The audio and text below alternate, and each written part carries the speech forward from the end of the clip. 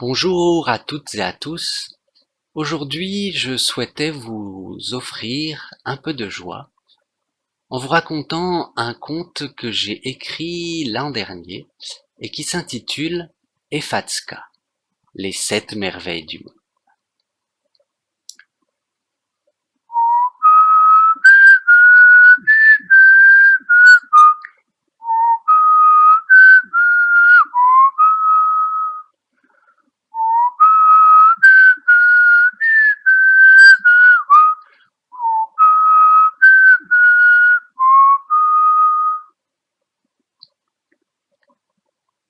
Au-delà des étoiles, il est une île un peu mystérieuse.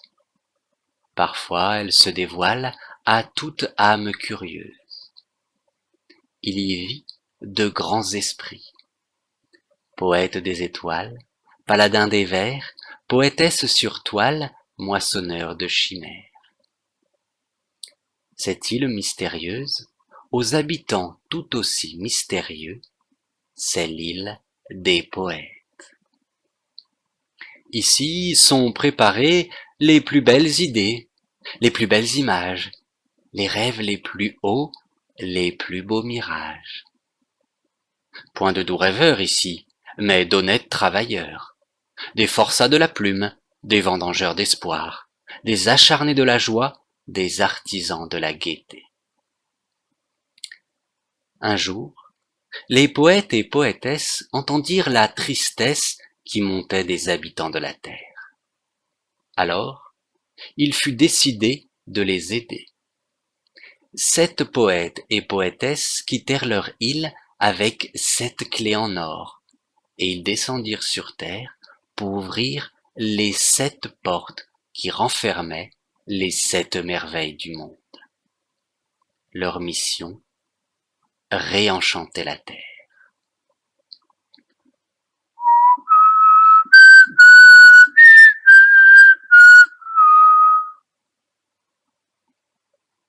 La première porte était bien fermée, toute de cristal. Eshta, le premier poète, s'avança avec la première clé. Clic, clac. La porte s'ouvrit. Eshta sentit d'abord quelques gouttes tomber sur sa tête, ses épaules, ses mains. Puis il sentit que ses pieds étaient tout trempés. La première des merveilles s'écoulait par la première porte.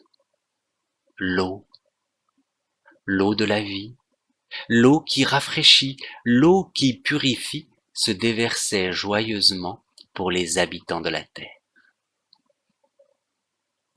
Un peu plus loin, la deuxième porte irradiait de chaleur. Mita, la deuxième poétesse, s'avança avec la deuxième clé. Clic, clac, la porte s'ouvrit. Mita dut reculer, tant la chaleur émanant de la porte était intense. Des perles de sueur gouttaient sur son front. En plissant les yeux, elle aperçut la source de cette chaleur, la deuxième merveille, le feu. Le feu de la joie, le feu qui nourrit, le feu qui réchauffe, le feu qui purifie, s'embrasait à nouveau pour les habitants de la terre.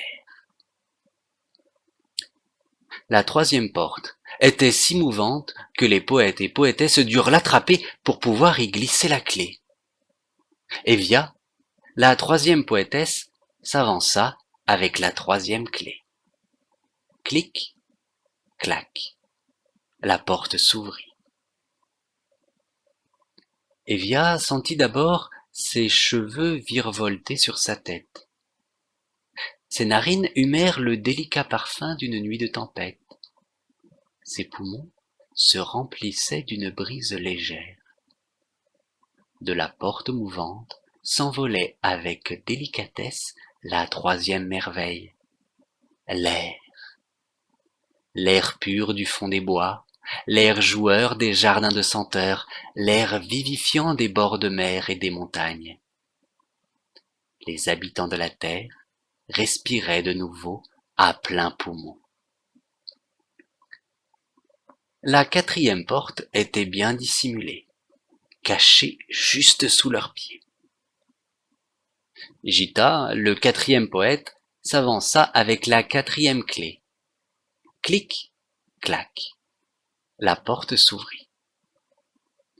Gita sentit d'abord ses pieds nus s'enfoncer doucement dans une matière moelleuse. Il sentit l'odeur des sous-bois un lendemain de pluie. En plongeant la main, il attrapa une poignée toute humide de la quatrième merveille. La terre.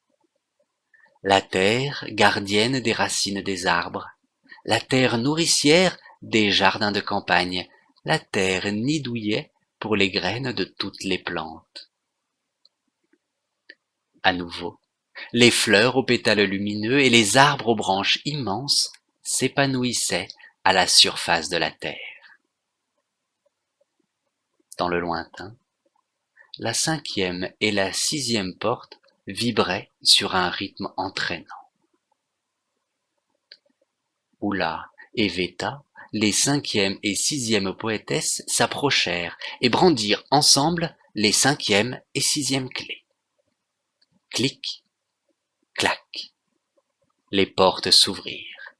Elles s'ouvrirent dans un tumulte assourdissant.